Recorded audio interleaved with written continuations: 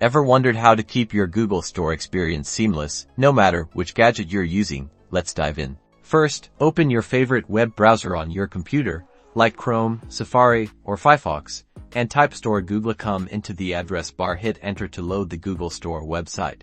Look for the Sign In button, usually located in the upper right-hand corner of the page. It might be a person icon or the word Sign In. Go ahead and click it. You'll be directed to the Google account sign in page. Enter the email address associated with your Google account. This is the same email you use for Gmail, YouTube, or other Google services. Then, click Next. Now, carefully type in your password. Double check that you haven't made any typos, as passwords are case sensitive. Once you're sure it's correct, click the Sign In button.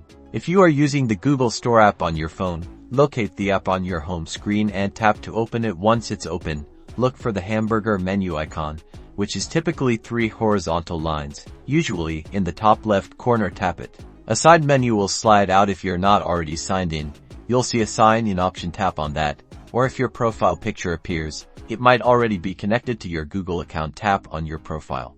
A Google account selection screen will appear, listing all the Google accounts currently on your phone. Select the Google account you want to use for the Google Store. If you don't see your desired account, you can also add a new one.